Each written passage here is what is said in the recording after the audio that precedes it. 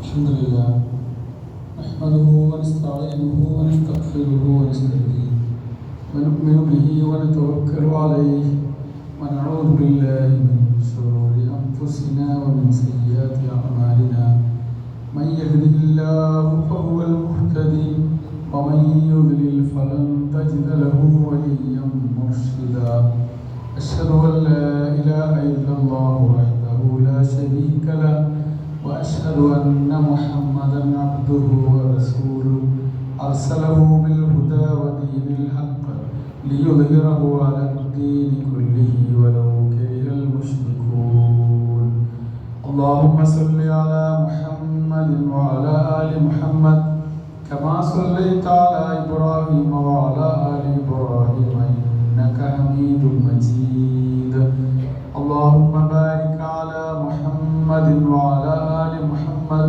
كما باركت على إبراهيم وعلى آل إبراهيم إنك حميد مجيد أما بعد فإن خير الحديث كتاب الله وخير الهدي هدي محمد صلى الله عليه وسلم وشر الأمور محدثاتها وكل محدثة بدعة وكل بدعة ضلالة وكل ضلالة في النار أعوذ بالله من الشيطان الرجيم بسم الله الرحمن الرحيم يا أيها الذين آمنوا اتقوا الله حق تقاته ولا تموتن إلا وأنتم مسلمون بسم الله الرحمن الرحيم يا أيها الذين آمنوا اتقوا الله وذروا ما بقي من الربا إن كنتم مؤمنين اتقوا الله يا عباد الله സ്നേഹമുള്ള സഹോദരന്മാരെ സഹോദരികളെ അല്ലാഹുവിനെ സൂക്ഷിച്ച് ജീവിക്കണമെന്ന് എന്നെയും നിങ്ങളെയും ഓർമ്മപ്പെടുത്തുകയാണ് വസിയത്ത് ചെയ്യുക. അല്ലാഹുവിൻ്റെ ദുനിയാവിൽ നമുക്ക് എണ്ണിക്കണക്കാക്കാനാവാത്ത അനുഗ്രഹങ്ങളുടെ നടുവിലാണ് നമ്മൾ ജീവിക്കുന്നത്. ഇന്നലകളിൽ അനുഭവിച്ചതും ഇന്ന് അനുഭവിച്ചുകൊണ്ടിരിക്കുന്നതും അള്ളാഹു നമുക്ക് ആയുസ് നൽകുകയാണെങ്കിൽ വരും കാലങ്ങളിൽ അനുഭവിക്കാനിരിക്കുന്നതുമായ അള്ളാഹുവിൻ്റെ നിഅമത്തുകളെ കുറിച്ച് ആലോചിക്കുമ്പോൾ അതിൻ്റെ വലുപ്പവും അതിൻ്റെ മഹത്വവും തിരിച്ചറിയാൻ സത്യവിശ്വാസികൾ എന്ന നിലയ്ക്ക് നമുക്ക് സാധിക്കണം. ഭൂമിയിൽ സ്വന്തമായി ഒരു വീടുണ്ടാവുക എന്നത് എല്ലാ മനുഷ്യരുടെയും സ്വപ്നമാണ്. വീട് അനുഗ്രഹമാണ്. അതിനുള്ള സാഹചര്യങ്ങൾ ഒരുക്കുക എന്നത് ഒരു മനുഷ്യനെ സംബന്ധിച്ചിടത്തോളം അയാളുടെ ജീവിതത്തിൽ ഏറ്റവും പ്രധാനപ്പെട്ട ഒരു കാര്യമായി പരിഗണിക്കപ്പെടുന്ന ഒരു കാലത്താണ് നമ്മൾ ജീവിച്ചുകൊണ്ടിരിക്കുന്നത്. സമാധാനത്തോടെ കിടന്നുറങ്ങാൻ, സ്വസ്ഥമായിരിക്കാൻ, സ്വന്തമായി ഒരു വീട് വേണമെന്ന് നമ്മളൊക്കെ ആഗ്രഹിക്കുന്നു. ആ വീടിനെ കുറിച്ച് വ്യത്യസ്തമായ സങ്കല്പങ്ങളുണ്ട്, കാഴ്ചപ്പാടുകളുണ്ട്. എനിക്ക് എൻ്റേതെന്ന് പറയാൻ ഒരു കുഞ്ഞു വീട്, ഒരു ഒറ്റമുറി വീടെങ്കിലും ദുനിയാവിൽ ഉണ്ടായെങ്കിലെന്ന് ആഗ്രഹിക്കുന്ന മനുഷ്യന്മാരുണ്ട്. എൻ്റെ സാമ്പത്തിക അവസ്ഥക്കും സാഹചര്യങ്ങൾക്കും ഒക്കെ അനുകൂലമായ വിധത്തിൽ ബാധ്യതകളൊന്നുമില്ലാതെ ഒരു ചെറിയ വീടുണ്ടാക്കണമെന്ന് ചിന്തിക്കുന്നവരുണ്ട്. വീടിനെ കുറിച്ചൊക്കെയുള്ള സങ്കല്പങ്ങൾക്ക് വലിയ മാറ്റം സംഭവിച്ച ഒരു കാലത്താണ് നമ്മൾ ജീവിക്കുന്നത്. അപ്പോൾ ഉള്ളവരും ഇല്ലാത്തവർക്ക് ഒരുപോലെ ചിന്തിക്കുന്ന ഒരു കാലമാണ്. എല്ലാവരും ഉണ്ടാക്കുന്നത് പോലത്തെ വീട് തന്നെയാണ് എനിക്കും വേണ്ടത് എന്ന് ഓരോരുത്തരും ചിന്തിക്കുക. അതിനെനിക്ക് സാധ്യമാണോ എന്ന് പരിശോധിക്കപ്പെടാതെ എൻ്റെ സ്വപ്നങ്ങളുടെ പിറകെ പാഞ്ഞുകൊണ്ടിരിക്കുന്ന മനുഷ്യന്മാരും ദുനിയാവിലുണ്ട്, നമുക്കിടയിലുണ്ട്, നമ്മുടെ കൂട്ടത്തിലുണ്ട്. ഇപ്പോ എനിക്കൊരു ചെറിയ വീട് വെക്കാനേ പറ്റുള്ളൂ, അത് ഞാൻ ഉണ്ടാക്കുകയാണ്, ഇനി സാധ്യമാണെങ്കിൽ അത് കുറച്ചുകൂടി വലുതാക്കുക എന്ന് കുറച്ചുകൂടി ബുദ്ധിപരമായി ആലോചിക്കുന്ന മനുഷ്യന്മാരുണ്ട്. ഇല്ലാത്തവർ പൊങ്ങച്ചം കാണിക്കുന്നത് വീട്ടിലാണ്, പണമുള്ള ആൾക്കാർ ആർഭാടം കാണിക്കുന്നത് വീടിന്റെ കാര്യത്തിലാണ്. ഓരോരുത്തരുടെയും ഇഷ്ടപോലെ തീരുമാനിക്കാവുന്ന അവനവന്റെ വ്യക്തിനിഷ്ഠമായ കാര്യങ്ങളിൽ പെട്ട ഒന്നാണ് എന്ന കുറിച്ച് പറയാൻ പറ്റുള്ളൂ. പക്ഷേ പുതിയ കാലത്തുണ്ടായിക്കൊണ്ടിരിക്കുന്ന ചില സങ്കല്പങ്ങൾ അനഭിലഷണീയമാണ് എന്ന് പറയാതിരിക്കാൻ വയ്യ. വീട് അനുഗ്രഹമാണ് എന്ന് പഠിപ്പിക്കുന്നുണ്ട് റസൂലുള്ളാഹി സ്വല്ലല്ലാഹു അലൈഹി വസല്ലം. നബി ഇങ്ങനെ പറഞ്ഞത്, അർബഉ മിനസ് സആദ, മനുഷ്യന് കിട്ടാവുന്ന 4 സൗഭാഗ്യങ്ങളുണ്ട്. അതിലൊന്ന് അൽ മർഅത്തു സ്വാലിഹ, ഒരു നല്ല പെണ്ണ് ഭാര്യയായി ഇണയായി വരിക എന്നാണ്. വൽ മസ്കനുൽ വാസിഅ, തനിക്ക് സന്തോഷത്തോടെ ഇരിക്കാൻ പറ്റുന്ന ഒരു വീടുണ്ടാവുക. ഈ വാക്കിലുള്ളത് അൽ മസ്കനുൽ വാസിഅ എന്നാണ്, വിശാലമായ വീട് എന്നാണ്. അതിനർത്ഥം വലിയ വീടുണ്ടാവുക എന്നല്ല. മറ്റൊരു ഹദീസിൽ നബി പറഞ്ഞത് വയസഅക ബൈതുക, എൻ്റെ വീട് എത്ര ചെറുതാണെങ്കിലും നിനക്കത് വിശാലമായി തോന്നണം എന്നാണ്. ആ അർത്ഥത്തിൽ എനിക്ക് സന്തോഷത്തോടെ ഇരിക്കാനുള്ള ഒരു വീടുണ്ടാവുക. വൽ ജാറു സ്വാലിഹ്, നല്ലൊരു അയൽക്കാരൻ ഉണ്ടാവുക. വൽ മർകബുൽ ഹനീയ്, എനിക്ക് സഞ്ചരിക്കാൻ യാത്ര ചെയ്യാൻ ഒരു വാഹനം ഉണ്ടാവുക. ഇത് ഒരു മനുഷ്യന് കിട്ടാവുന്ന ഏറ്റവും വലിയ അനുഗ്രഹമാണ് എന്ന്, സൗഭാഗ്യങ്ങളാണ് എന്ന് നബി സല്ലല്ലാഹു അലൈഹി വസല്ലം എണ്ണി പറയുന്നുണ്ട്. വീടിനെ കുറിച്ച് ഖുർആൻ പറഞ്ഞ പ്രയോഗം ഇങ്ങനെയാണ്, വല്ലാഹു ജഅല ലക്കും മിൻ ബുയൂതികും സക്കന, നിങ്ങൾക്ക് നിങ്ങളുടെ വീട് സമാധാനത്തിന്റെ സന്തോഷത്തിന്റെ സന്ദർഭമാണ് നൽകുന്നത്. അതാണ് വീടിനെ കുറിച്ച് നിങ്ങൾക്കുണ്ടാവേണ്ടുന്ന സ്വപ്നം എന്ന് ഖുർആൻ പഠിപ്പിക്കുന്നുണ്ട്. വേറെ കുറേ കാര്യങ്ങൾ പറയാം. ഇവിടെ മൃഗങ്ങളുണ്ട്, അതിൻ്റെ തോലും രോമങ്ങളും നിങ്ങൾക്ക് വസ്ത്രങ്ങളായി തന്നിട്ടുണ്ട്, അതിന്റെ തോല് നിങ്ങൾക്ക് ഉപയോഗിക്കാൻ, എന്നൊക്കെ പറയുന്ന കാര്യങ്ങളാണ് തൊട്ടടുത്ത ആയത്തുകളിൽ വിശദീകരിക്കുന്നത്. ആ കൂട്ടത്തിലാണ് പറഞ്ഞത് നിങ്ങളുടെ വീട് നിങ്ങൾക്ക് സമാധാനമുള്ള ഒരു സ്ഥലമാണ് എന്ന്. ഈ സെക്കൻഡ് എന്ന പദം പ്രയോഗിക്കുന്നത് മറ്റൊരു കാര്യത്തിൽ കൂടെ പ്രയോഗിക്കുന്നുണ്ട്. സമാധാനമുള്ള കാര്യമാണ് എന്ന് പറഞ്ഞ് മറ്റൊരു കാര്യത്തെ കുറിച്ച് വിശദീകരിച്ചത് എന്തിനെ കുറിച്ചാണ്? രാത്രിയുടെ ശാന്തതയെ കുറിച്ച് പറയുന്നുണ്ട് ഖുർആൻ. രാത്രി ഒരു ശാന്തമായ സമയമാണ്, അല്ലേ? പകലിലെ ബഹളവും ഒച്ചയിപ്പൊളിയൊന്നും ഇല്ലാത്തൊരു സമയമാണ്. രാത്രിയെ ശാന്തമായ സന്ദർഭം എന്ന് ഖുർആൻ പറഞ്ഞിട്ടുണ്ട്. അതേ പ്രയോഗമാണ് വീടിനെ കുറിച്ച് ഖുർആൻ പറയുന്നത്. അപ്പോൾ നമുക്ക് സന്തോഷത്തോടു കൂടി സമാധാനത്തോടു കൂടി ഇരിക്കാനും കിടന്നുറങ്ങാനും വിശ്രമിക്കാനും ഒക്കെ നമ്മുടെ വീട് അങ്ങനെയുള്ള അനുഭവമായി നമ്മുടെ വീടുകൾ മാറണം എന്ന് വിശുദ്ധ ഖുർആനിന് സത്യവിശ്വാസികളുടെ മുമ്പിൽ വെക്കാനുള്ള ഒരു കാഴ്ചയും ഒരു കാഴ്ചപ്പാടുമാണ്. നമ്മൾ പരിശോധിക്കേണ്ടത് നമുക്ക് നമ്മുടെ വീട്ടിൽ സമാധാനം കിട്ടുന്നുണ്ടോ എന്നാണ്. ഞാനും നിങ്ങളും പരിശോധിക്കേണ്ടത് അതാണ്. വീട്, കുടുംബം, ഇണകൾ, കുട്ടികൾ, ഉപജീവന മാർഗം എന്നൊക്കെ കേൾക്കുമ്പോൾ അൽഹംദുലില്ലാഹ് എന്ന് പറയാൻ നമുക്ക് പറ്റുന്നുണ്ടോ? മനസ്സറിഞ്ഞുകൊണ്ട് സമാധാനത്തോടു കൂടി പറയാൻ പറ്റുന്നുണ്ടോ? അതാണ് സൗഭാഗ്യം എന്ന് പറയുന്നത്. അവിടെ നമുക്ക് ഇടർച്ചകൾ സംഭവിക്കുന്നുണ്ട് എങ്കിൽ, നമ്മുടെ വാക്കുകൾ മുറിഞ്ഞു പോകുന്നുണ്ട് എങ്കിൽ, നമ്മുടെ സമാധാനത്തിന് ഭംഗം വരുന്ന സാഹചര്യങ്ങൾ നമ്മുടെ വീട്ടിലും കുടുംബത്തിലും നമ്മുടെ ജീവിതാവസ്ഥയിലും ഉണ്ട് എങ്കിൽ അത് പരിഹരിക്കാൻ നമുക്ക് പറ്റണം. ഒരാൾ മാത്രം വിചാരിച്ചാലൊന്നും വീട്ടിൽ സമാധാനം ഉണ്ടാവില്ല. വീട്ടിലുള്ള എല്ലാവരും വിചാരിക്കണം. വീട്ടിൽ താമസിക്കുന്ന മുഴുവൻ ആളുകളുടെയും നിലപാടാണ് ആ വീട് സമാധാനത്തിന്റെ ഗേഹമാകണോ അല്ലയോ എന്ന് തീരുമാനിക്കുന്നത്. ആ നിലപാട് ശരിയാക്കാൻ നമുക്ക് പറ്റണം. ഒരു മുസ്ലിമിന്റെ വീട് ഇസ്ലാമിക സംസ്കാരം പുലർത്തുന്ന, അത് പ്രതിനിധാനം ചെയ്യുന്ന, അത് മറ്റുള്ളവർക്ക് പ്രസരണം ചെയ്യപ്പെടുന്ന അവസ്ഥയിലേക്ക് മാറ്റാൻ നമുക്ക് പറ്റുമോ? വീട്ടില് സമാധാനം ഉണ്ടാവണമെങ്കിൽ അത് കൊട്ടാരമായിട്ടും കാര്യമില്ല, കുടിലായിട്ടും കാര്യമില്ല. കൊട്ടാരത്തിലും സമാധാനത്തോടെ ജീവിക്കുക, കുടിലും കൊച്ചു കുടിലും സമാധാനത്തോടെ ജീവിക്കുക. എത്ര ചെറിയ വീട്ടിൽ താമസിക്കുന്ന ആൾക്കാരുണ്ട്. ഈ അടുത്തൊരാളുടെ ഒരു ജനാസയിൽ പങ്കെടുക്കാൻ പോയി. അപ്പൊ അയാൾ വീട്ടിലല്ല അയാളെ ജനാസ വെച്ചിരിക്കണേ. അതെന്താ? അയാളൊന്ന് നിവർത്തി കടത്താനുള്ള വിശാലത ആ വീടിനില്ല. അയാളുടെ അയൽപ്പക്കത്തെ വീട്ടിലാണ് അയാളുടെ ജനാസക്കുള്ള സൗകര്യങ്ങൾ ഏർപ്പെടുത്തിയിട്ടുള്ളത്. അങ്ങനത്തെ മനുഷ്യന്മാർ നമ്മുടെ നാട്ടിൽ ജീവിക്കുന്നുണ്ട്. അത് തിരിച്ചറിയാതെ നമ്മൾ വീടിനെ കുറിച്ചുള്ള സ്വപ്നങ്ങൾ കാണാനോ വീട് എന്ന അനുഗ്രഹത്തെ ഉപയോഗപ്പെടുത്താനോ പാടില്ല. നബി സല്ലല്ലാഹു അലൈഹി വസല്ലമക്ക് വഹി കിട്ടുന്ന ഒരു സന്ദർഭമുണ്ട്.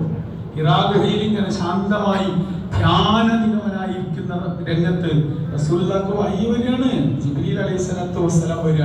എന്നിട്ട് പ്രവാചകനെ കെട്ടിപ്പിടിക്കുന്നുണ്ട്. പ്രവാചകനോട് ഇഖ്റ എന്ന് പറയുന്നുണ്ട്. റസൂലുള്ളാഹി പറഞ്ഞു, എനിക്ക് വായിക്കാൻ അറിയില്ല, ഞാൻ അക്ഷരങ്ങൾ പഠിച്ചിട്ടില്ല. പ്രവാചകനെ വിശുദ്ധ ഖുർആനിൽ ആദ്യ ആയത്തുകൾ ഇറങ്ങാണ്. അത് പഠിപ്പിച്ചു കൊടുത്തിട്ട് ജിബ്രീൽ അലൈഹിസ്സലാത്തു വസ്സലാം പോകുമ്പോഴേക്ക് റസൂലുള്ളാഹി പേടിച്ച് വിറച്ച് പനി പിടിച്ചിട്ടുണ്ട്.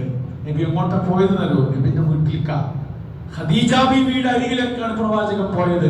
പ്രവാചകന് ആത്മവിശ്വാസമുണ്ട്, എന്റെ വീടും എന്റെ ഖദീജയും എനിക്ക് സമാധാനമാണ് പകരം നൽകുക എന്ന്.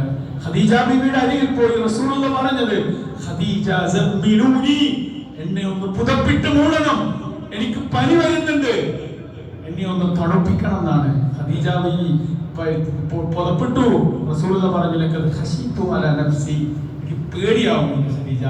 ഖദീജ ബീവി റസൂലുള്ളാഹിയോട് പറഞ്ഞത് എന്താ? കല്ലാ വല്ലാഹി ലാ യഹ്സുൻക അല്ലാഹു അബദാ, അല്ലാഹു നിങ്ങളെ വിഷമിപ്പിക്കൂല. കുടുംബബന്ധം പുലർത്തുന്ന, നാട്ടുകാർക്ക് സഹായങ്ങൾ ചെയ്യുന്ന, ദുഃഖിതന്റെ കണ്ണീരൊപ്പുന്ന, പ്രയാസപ്പെടുന്നവന്റെ പ്രയാസങ്ങൾക്ക് പരിഹാരം കാണുന്ന അങ്ങയെ അല്ലാഹു പ്രയാസപ്പെടുത്തുകയില്ല എന്ന് സമാധാനിപ്പിക്കുന്ന വർത്തമാനം ഖദീജ റളിയല്ലാഹു അൻഹ എന്ന ഭാര്യയിൽ നിന്ന് അല്ലാഹുവിന്റെ പ്രവാചകൻ സ്വല്ലല്ലാഹു അലൈഹി വസല്ലം കിട്ടുന്നുണ്ട്. നമുക്കൊരു ഇടങ്ങേറുണ്ടാവുമ്പോൾ, ഒരു പ്രയാസം ഉണ്ടാവുമ്പോൾ, ഒരു വിഷമം ഉണ്ടാവുമ്പോൾ എൻ്റെ വീട്ടിലെത്തിയാൽ എനിക്ക് സമാധാനം കിട്ടുമെന്ന് പ്രതീക്ഷയുണ്ടോ? അവിടെയാണ് നമ്മുടെ വീട് സമാധാനമുള്ളതാവുക. അതല്ല, വീട്ടിൽ പോയിട്ട് പ്രത്യേകിച്ച് കാര്യമൊന്നും കിട്ടാനില്ല എന്നാണ് നമ്മൾ വിചാരിക്കുന്നതെങ്കിൽ നമ്മുടെ വീട് സമാധാനത്തിന്റെ ഗേഹമായിട്ടില്ല എന്ന് ഞാൻ നിങ്ങളും സമ്മതിക്കേണ്ടി വരും. വീട് സമാധാനമുള്ളതാവണം, വീട്ടിൽ സ്വസ്ഥത കിട്ടണം. അതിനെന്താ വഴി? വീട് ഹറാം കൊണ്ട് ഉണ്ടാക്കാൻ പാടില്ല. അനർഹമായ സമ്പാദ്യം കൊണ്ട് കെട്ടി ഉയർത്തിയതാണ് നമ്മുടെ കുടിലെങ്കിലും നമ്മുടെ കൊട്ടാരമെങ്കിലും സമാധാനം ഉണ്ടാവില്ല, ബർക്കത്ത് ഉണ്ടാവില്ല. പിന്നെ നമ്മുടെ വീട് നിർമ്മാണത്തിൽ പലിശ കയറിയിട്ടുണ്ടോ? സമാധാനം ഉണ്ടാവില്ല, സ്വസ്ഥത ഉണ്ടാവില്ല, ബർക്കത്ത് ഉണ്ടാവില്ല. കാരണം എന്താ? അഹല്ലല്ലാഹുൽ ബൈഅ വഹറമ റിബ, അല്ലാഹു കച്ചവടം നിങ്ങൾക്ക് അനുവദിച്ചു തന്നു, പക്ഷെ പലിശ അല്ലാഹു ഹറാമാക്കുകയാണ് ചെയ്തത്. ആ ഹറാമാക്കിയ പലിശ എന്റെയും നിങ്ങളുടെയും വീട്ടിലോ നമ്മുടെ സമ്പത്തിലോ പണത്തിലോ സൗകര്യങ്ങളിലോ കച്ചവടത്തിലോ വ്യവസായത്തിലോ ഒക്കെ ചേർന്ന് നിൽക്കുന്നുവെങ്കിൽ അതിന്റെ ബർക്കത്ത് കുറവുണ്ടാവും. റസൂലുള്ളാഹി സ്വല്ലല്ലാഹു അലൈഹി വസല്ലം എന്താ പറഞ്ഞത്?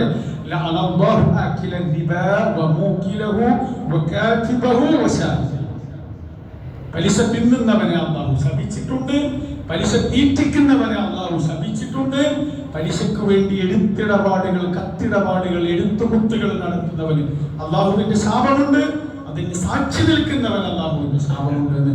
അല്ലാഹുവിന്റെ റസൂൽ സത്യസന്ധമാണെങ്കിൽ, പ്രവാചകന്റെ വാക്കുകൾ സത്യസന്ധമാണ് എന്ന് എനിക്കും നിങ്ങൾക്കും വിശ്വാസമുണ്ട് എങ്കിൽ പ്രവാചകൻ സല്ലല്ലാഹു അലൈഹി വസല്ലമയുടെ ഈ വാക്കിൽ, ഈ ശാപത്തിൽ ഞാനും നിങ്ങളും ഉണ്ടോ എന്നാണ് നമ്മൾ പരിശോധിക്കേണ്ടത്. നമ്മുടെ വീടും പുരയിടവും ഒക്കെ ഉണ്ടോ എന്നാണ് നമ്മൾ പരിശോധിക്കേണ്ടത്. വിശുദ്ധ ഖുർആനിലെ സൂറത്തുൽ ബഖറയിലെ 278ാമത്തെ ആയത്താണ് ഞാൻ ഓതി വെച്ചത്. അതിങ്ങനെയാണ്: പലിശ ഹറാമാക്കിയിട്ടുള്ള അവസാനത്തെ വിധി വരെയാണ് ഖുർആനിന്റെ. അല്ലാഹുവിന്റെ പ്രവാചകൻ ആ വിധി പ്രസ്താവന ഉത്തരവ് പുറത്തിറക്കിയിട്ട് ആയത്ത് ഓതിക്കൊടുക്കുകയാണ്. യാ അയ്യുഹല്ലദീന ആമനൂ തഖുല്ലാഹ്, അല്ലാഹുവിനെ പേടിക്കണം സത്യവിശ്വാസികളെ, അല്ലാഹുവിനെ പേടിക്കണം. വദറൂ മാ ബഖിയ മിനൽ റിബാ ഇൻ കുൻതും മുഅ്മിനീൻ, നിങ്ങൾ മുഅ്മിനീങ്ങളാണെങ്കിൽ, വിശ്വാസികളാണെങ്കിൽ ഇനിയും നിങ്ങൾക്ക് കിട്ടാനുള്ള പലിശകളെ ഉപേക്ഷിക്കാൻ നിങ്ങൾ തയ്യാറാവണം. പലിശ ഹറാമാക്കിക്കൊണ്ടുള്ള അവസാനത്തെ ഉത്തരവ് വരികയാണ്. കുറച്ചും കൂടി കിട്ടാണ്ട് അതുകൂടി വാങ്ങിയിട്ട് ഞാൻ എന്റെ തീരുമാനം എടുക്കാന്ന് പറഞ്ഞുകൂടാണ് റസൂലുള്ളാഹി പറഞ്ഞത്. നബി എന്താ പറഞ്ഞത്?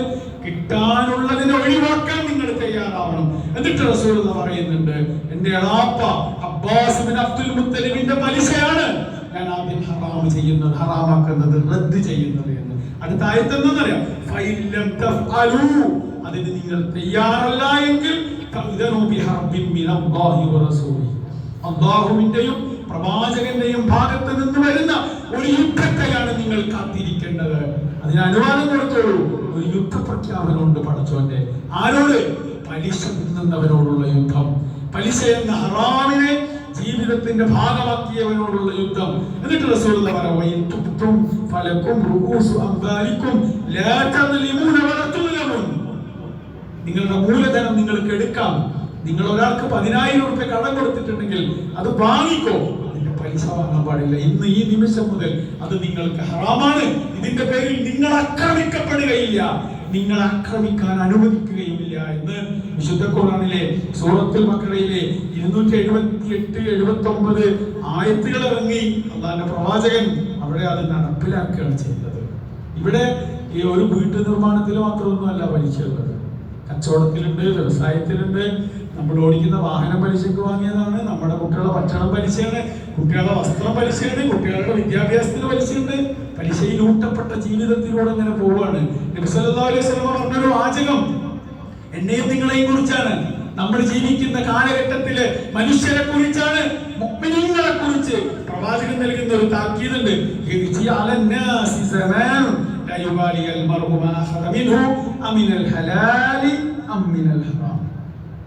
മനുഷ്യൻ ഉപജീവനത്തിന് കണ്ടെത്തുന്ന മാർഗങ്ങൾ, പണമുണ്ടാക്കുന്ന വഴികൾ ഹലാലാണോ ഹറാമാണോ എന്ന് വേർതിരിച്ച് മനസ്സിലാക്കിയിട്ടില്ലാത്ത, അതിന് ശ്രമങ്ങൾ നടത്താത്ത ഒരു കാലം ദുനിയാവിൽ വരുന്ന.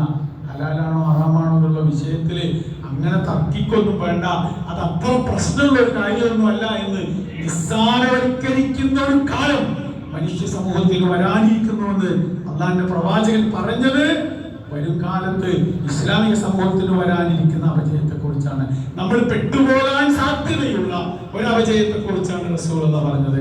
ചില ആൾക്കാർ പറയാറുണ്ട്, എനിക്ക് താല്പര്യമൊന്നും ഉണ്ടായിരുന്നില്ല, ഭാര്യ നിർബന്ധിച്ചപ്പോഴാണ്, മക്കൾ നിർബന്ധിച്ചപ്പോഴാണ് ഞാൻ അങ്ങനെ ചെയ്യേണ്ടി വന്നതെന്ന്. അള്ളാഹുവിന്റെ പ്രവാചകന്റെ സഹാബിമാരുടെ ഭാര്യമാര് പറഞ്ഞ വർത്താനം എന്താണെന്നറിയോ? ചരിത്രത്തിൽ അല്ലാഹുവിനെ പേടിക്കണം. ഭർത്താവിനോട് പറയരുത്, അല്ലാഹുവിനെ പേടിക്കണം, ഞങ്ങളുടെ കാര്യത്തിൽ നിങ്ങൾ പടച്ചവനെ പേടിക്കണം. അതുകൊണ്ട് ഹറാമ് തിന്നാൻ കൊണ്ടുവരരുത്, പെരീക്ക് കൊണ്ടുവരുന്നത് ഹറാമാകരുത് എന്ന് ഭർത്താക്കന്മാരെ ഗുണദോഷിച്ചിരുന്നു ആര്? ഭാര്യമാര്. അടുത്ത വാചകം എന്താണെന്നറിയാം?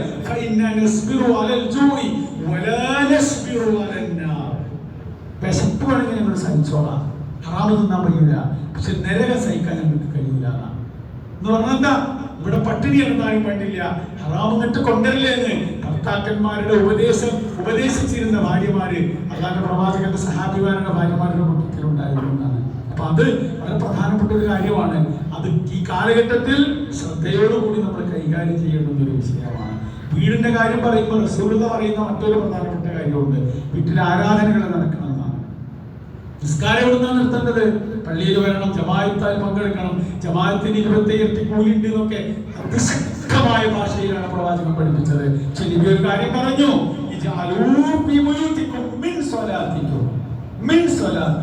നിങ്ങളുടെ നിസ്കാരത്തിൽ നിന്ന് കുറച്ച് നിങ്ങളുടെ പേരിലും ഉണ്ടാവണം, പേരിൽ നിസ്കരിക്കണം. എപ്പോഴാ? അപ്പൊ ഫർള് 5 വക്തും പള്ളിയിൽ വന്ന് നിസ്കരിക്കണോ? എപ്പോഴാ പേരിൽ നിസ്കരിക്കുക? സുന്നത്ത് പേരിൽ നിസ്കരിക്കണം. സുബഹിക്ക് ബാങ്ക് കൊടുത്തു, 20-25 മിനിറ്റ് നിസ്കരിക്കാൻ, ജമാഅത്ത് നടക്കാന്.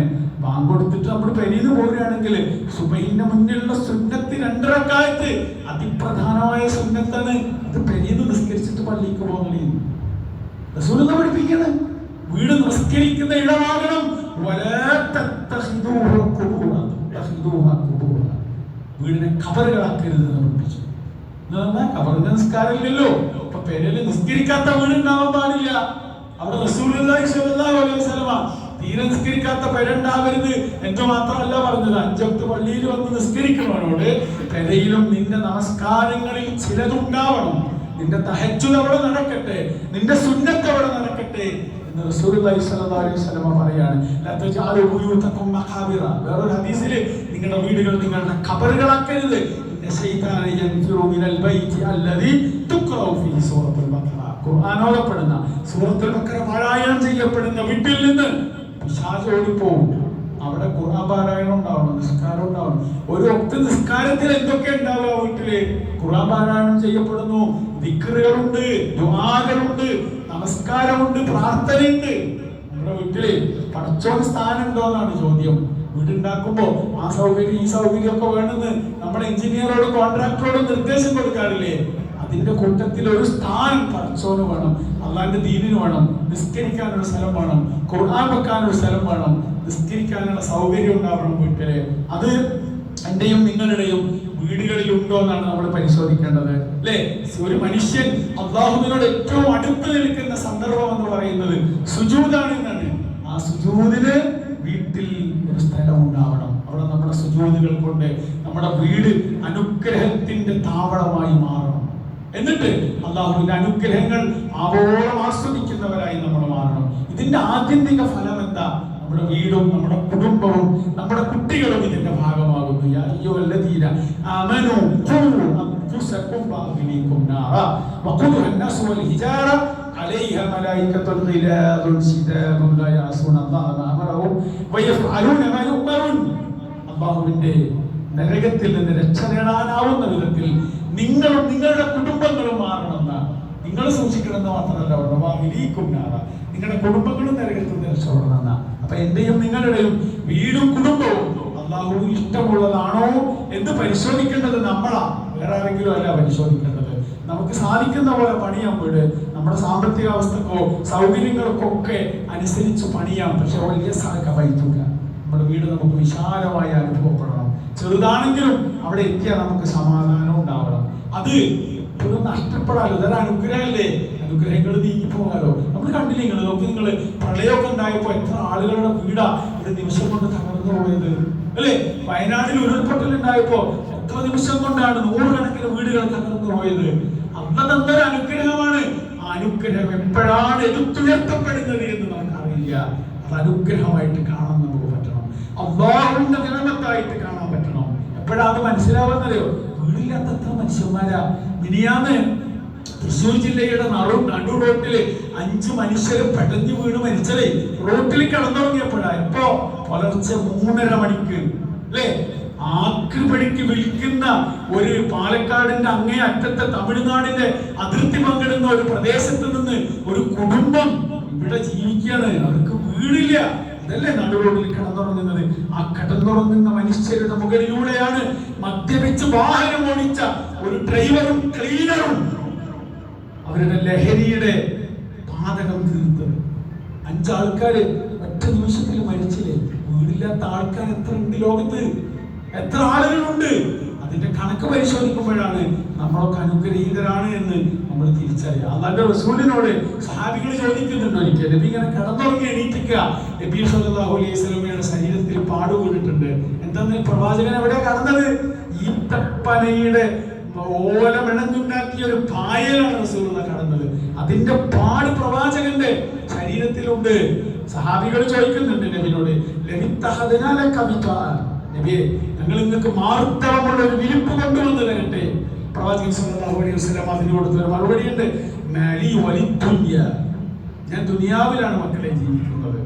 മാ അനാ ഫിദ്ദുനിയ ഇല്ലാ കറാകിബി ഇസ്റാകിബി ഇസ്തദല്ല തഹത ശജറത്തിൻ സുബ്ഹാനഹ വ തആല. ദുനിയാവ് എന്ന് പറയുന്നത് നമുക്ക് വിശ്രമിക്കാനുള്ള ഒരു സ്ഥലമാണ്. ഇങ്ങനെ നടന്നു പോകുമ്പോ, വെയിലത്ത് നടന്നു പോകുന്ന ഒരു മനുഷ്യൻ ഒരു തണൽ മരം കാണുമ്പോ അതിന്റെ ചോട്ടിൽ കുറച്ചു നേരം വിശ്രമിക്കുന്നു, പിന്നെ അവിടെ വിട്ടു പോകുന്നു. അതുപോലെയാണ് ദുനിയാവ്. മതി എന്ന പ്രവാചകൻ സല്ലല്ലാഹു അലൈഹി വസല്ലമയുടെ ലളിത ജീവിതത്തെ കുറിച്ചുള്ള സങ്കല്പമാണ് ഹദീസിൽ നമുക്ക് മനസ്സിലാക്കാൻ പറ്റുന്നത്. നമ്മൾ സൗഭാഗ്യവാന്മാരാണ്, അല്ലാഹുവിന്റെ അനുഗ്രഹം ആസ്വദിക്കുന്നവരാണ് അല്ലേ? അത് ഉപയോഗപ്പെടുത്തി സന്തോഷത്തോടു കൂടി ജീവിക്കുന്നവരാണ്. അത് അനുഗ്രഹമായിട്ട് കാണാൻ നമുക്ക് പറ്റണം. ആ അനുഗ്രഹത്തെ ഉപയോഗപ്പെടുത്തുന്നിടത്ത് ആർഭാടമില്ലാതെ, പൊങ്ങച്ചമില്ലാതെ, അഹങ്കാരമില്ലാതെ അല്ലാഹുവിന്റെ ഇഷ്ടവും പൊരുത്തവും നേടുന്ന യഥാർത്ഥ മുത്തഖീങ്ങളുടെ കൂട്ടത്തിൽ ഉൾപ്പെടാനുള്ള തൗഫീഖിന് വേണ്ടി നമ്മൾ ആഗ്രഹിക്കുകയും പ്രാർത്ഥിക്കുകയും ചെയ്യുക. അല്ലാഹു നമ്മെല്ലാവരെയും അനുഗ്രഹിക്കട്ടെ.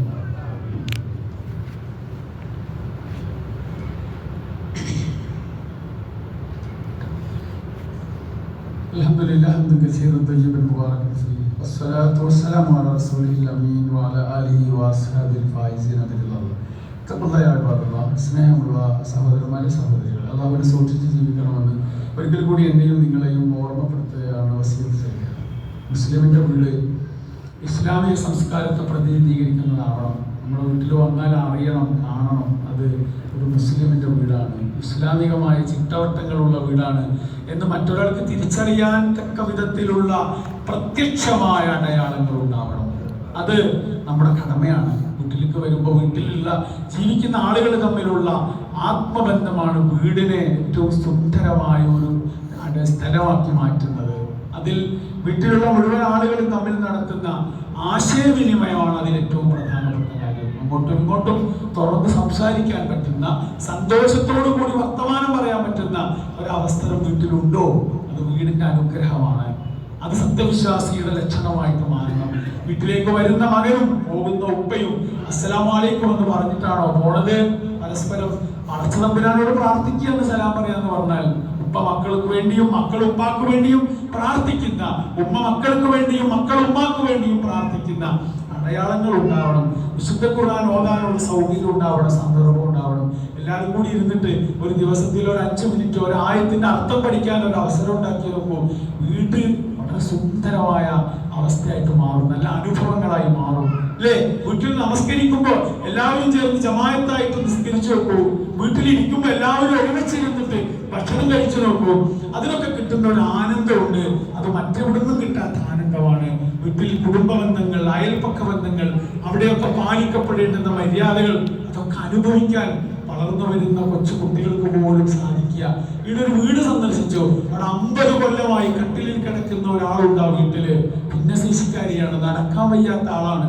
അവരെ നോക്കുന്നത് അവരുടെ സഹോദരന്റെ ഭാര്യയാണ്. എത്ര കൊല്ലമായി? അവര് നോക്കാൻ തുടങ്ങിയിട്ട് 25 കൊല്ലമായി എന്നാണ് പറഞ്ഞത്. ആ വീട്ടിലെ മക്കൾക്ക് കിട്ടുന്ന ഒരു വലിയ ഗുണപാഠമുണ്ട്.